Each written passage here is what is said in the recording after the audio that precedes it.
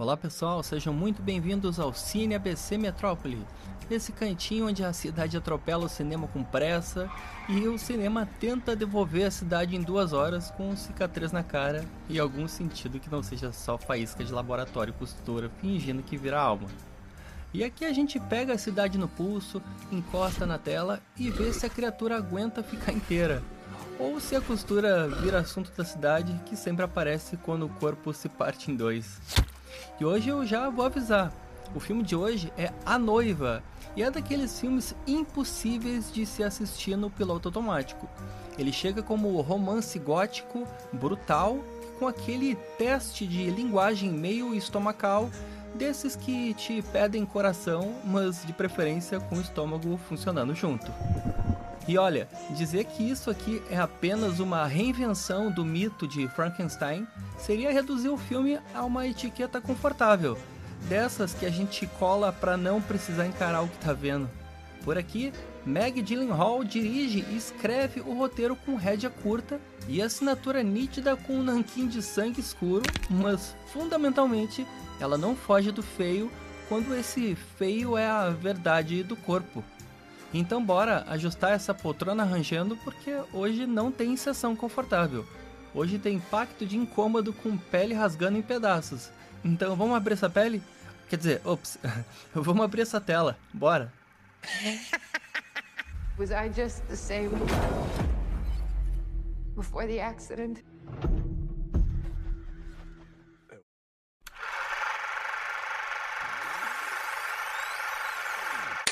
E antes de entrar na minha análise, é importante uma sinopse aqui bem curta para ninguém se perder.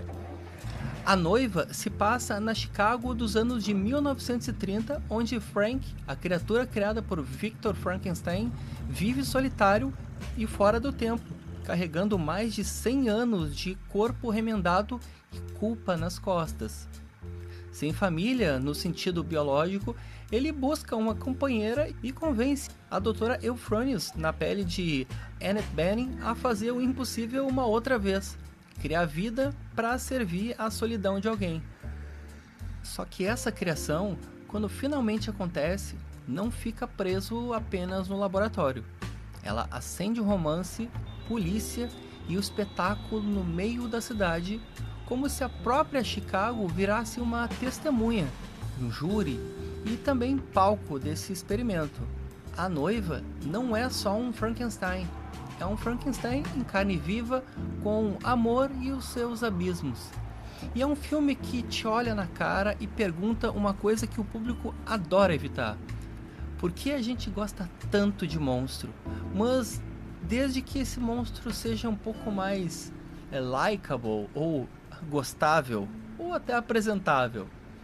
A escolha de Chicago de 1930 importa, pois retira o mito do castelo e joga bem no meio da rua, junto com a polícia, trazendo um espetáculo com os holofotes em alta velocidade, circo com elefante e fotos sendo batidas meio que simultaneamente. E isso muda o tipo de medo, vira meio que um gótico urbano, e vira também um cabaré em rua suja, vira sirene competindo com eletricidade, vira caos. O filme tem uma ideia central que no papel é muito bonita, mas na prática parece bastante monstruosa. Criar alguém para servir a solidão de uma outra pessoa. O romance já nasce com uma pergunta moral remendada na nuca, e o filme não finge que ela não existe. O elenco tem apetite de evento, mas a proposta não me parece grandiosa, é íntima e brutal, tendo Jessie Buckley como Ida, a noiva, e Christian Bale como Frank, e ao redor, gente grande costurando uma pressão social e um mundo inteiro em volta deles. E a grande virada do mito, do jeito que é posta, traz um ar de não vou embelezar, é simples, é sujo e é belo. E ao mesmo tempo, não é a noiva do monstro, mas é a pessoa que acordou dentro de um projeto alheio. E isso muda tudo na história. O roteiro não romantiza a monstruosidade. Ele prefere insistir que criaturas são sim repugnantes, mas não pela maquiagem, mas pelo peso moral. E ainda assim, por um milagre controlado, o filme te faz desejar algum tipo de redenção. nem que seja só por 1 minuto de alívio. E quando acerta, tu sente a empatia sem uma desculpa fácil, mas quando erra, tu sente que a encenação tá te empurrando para um outro lado. Mas a intenção é rara, o horror e a humanidade ocupando o mesmo espaço sem nenhuma delas se anularem. Christian Bale funciona melhor quando a solidão vira um silêncio e não um discurso. Ele pesa como culpa. E, do outro lado, Jessie Buckley é explosiva de consciência e alguém que percebe rápido demais que o mundo quer decidir as coisas por ela. O interessante nessa trama é que o encontro deles passa longe de ser um amorzinho fofo. É um pacto de sobrevivência emocional. E a pergunta que ronda a todo momento é simples, mas muito cruel ao mesmo tempo. É amor ou é uma espécie de consolo amargo? E o filme responde com carne e não com moral. E aqui entra o termômetro do estúdio, porque isso também faz parte dessa conversa. É uma conversa pública e contaminada por desconforto. E desconforto de tema, desconforto de imagem, de violência que não vem como um espetáculo, mas vem como gramática. A violência aqui organiza a relação, define quem manda e quem cala, e decide quem pode olhar e quem vira um objeto. Então, não é cena pesada no meio, é forma. E se tu não comprar esse pacto, o filme não vai te conquistar, ele vai te confrontar. E eu guardo um detalhe grotesco, como qualquer outro destaque, o limite corporativo que aparece quando o horror encosta demais no íntimo. A tal cena do vômito negro vira um símbolo de disputa entre estúdio e direção criativa. Pode horror, mas não pode horror que pareça próximo demais da vida real. Bizarro, né? É bizarro e uma hipocrisia de luva branca. Em uma entrevista, a diretora respondeu uma das perguntas sobre a recepção ser diferente se fosse comandada por um homem dirigindo, e que entra como um diagnóstico e não como um escudo. O cinema tolera a brutalidade masculina como um estilo, mas pune a brutalidade feminina como tá se excedendo. E no meio disso, Chicago se torna uma espécie de organismo moral. Um nervo exposto com uma pele descosturada. O monstro deixa de ser um segredo doméstico e acaba virando um problema público. A rua comenta, a polícia caça e o espetáculo engole. E assim, o medo acaba virando espetáculo com a indiferença que se torna crime.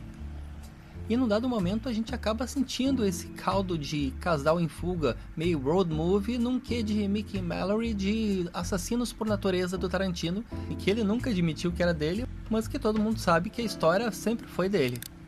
E que de maneira inevitável nos traz Bonnie e Clyde, mas num inferno meio de Verona de Shakespeare. Não é só referência, é a atmosfera. Podem até encontrar o final, ou o final que pode encontrá-los. No fim, o filme vibra como um espetáculo barroco. Tu pode odiar, amar ou sair meio atordoado, meio ofendido da sala de cinema. Mas é muito difícil que tu saia da sala de cinema incólume, sem sentir o que de fato aconteceu ali naquela tela. Em um cinema de estúdio que costuma preferir a polidez, isso até acaba virando uma transgressão. It wasn't any accident. Everything we did. Come on, big man. You don't want to play?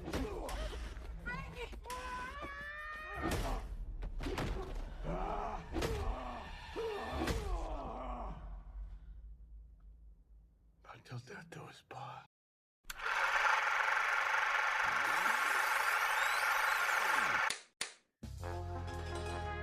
E para continuar no clima de horror, a famosa A24 traz pra gente a sua nova loucura. É um som virando assombração com o CLT que vale transporte da paranoia. Understone, ainda sem tradução por aqui. É uma trama que basicamente você dá um play achando que é só um chiado. E quando vê, a angústia já tá registrada em carteira batendo ponto no teu ouvido e pedindo um adicional noturno. Muita expectativa, hein? Muita expectativa pra esse filme. E geralmente os filmes da A24 geram bastante expectativa, então olho nele. Okay, yeah, set, sounds of fade. And action. E no dia 20 desse mês chega o Casamento Sangrento 2 da Searchlight. E aqui o entusiasmo é aquele terror comédia bem clássico, onde tu já sabe que vai ter gente rica fazendo besteira com a mesma convicção de herdeiro que queima índio e corre atrás de cachorro na praia. Mas claro, a Grace tá voltando para uma nova rodada do jogo que ninguém pediu, mas todo mundo quer saber no que vai dar. Ou seja, março vem com duas promessas bem diferentes. Um filme que tenta te assustar pelo ouvido com reputação boa antes de chegar, e o outro que parece decidido a transformar um trauma em esporte olímpico, mas de um jeito meio debochado.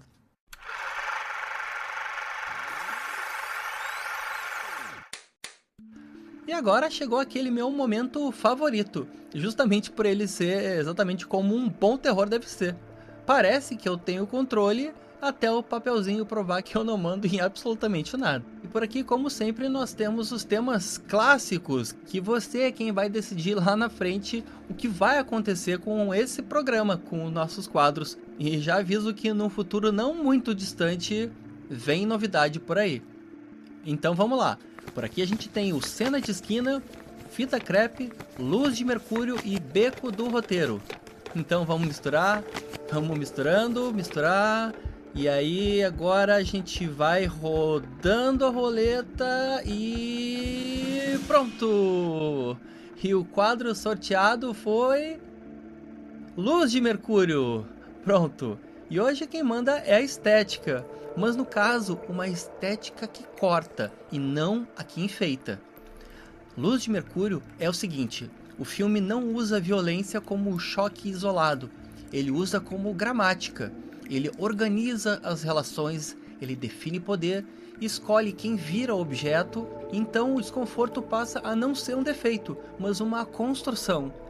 E se tu entra esperando um romance gótico bonitinho, ele enxerga em você a beleza. Só que a beleza com uma farpa exposta na pele ferida e uma linguagem que não te deixa assistir de longe. Causa calafrios, mas é muito bom.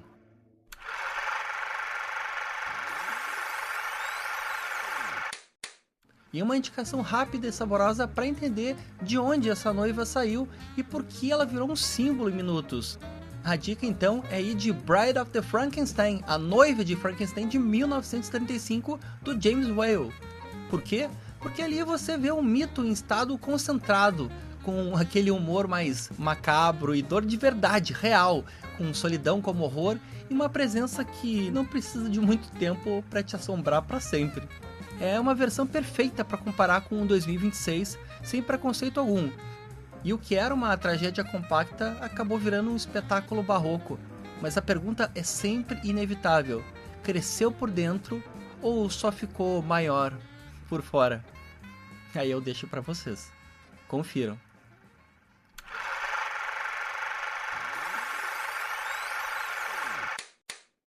No fim, a noiva não se contenta em ser uma adaptação clássica, nem atualização caça-níquel para parecer relevante. Ele é uma experiência sensorial misturada com espetáculo barroco e provocação.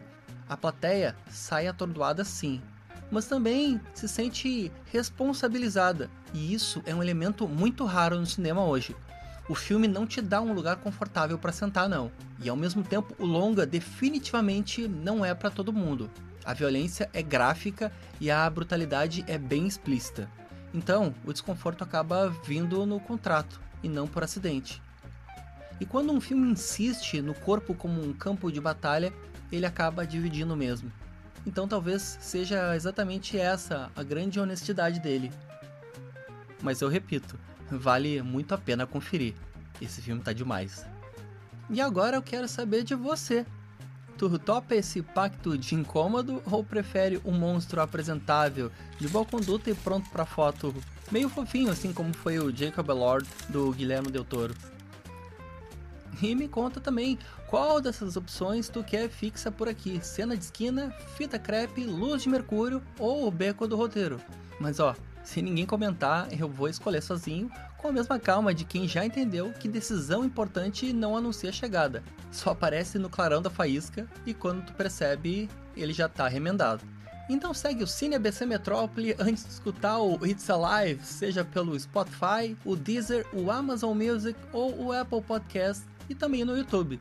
A cidade continua caótica, eu continuo aqui no Café Gelado e Opinião Quente. E é aquela sensação de que alguns filmes não acabam no letreiro. Eles continuam latejando na pele da gente. É isso? Então, até o próximo episódio.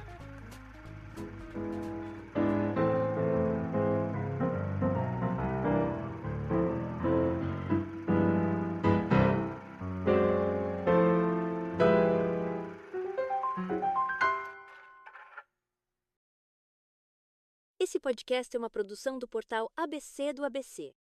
Apresentação e roteiro João Pedro Melo. Edição Rodrigo Rodrigues. Direção de conteúdo Tiago Quirino. Direção-geral Alex Faria.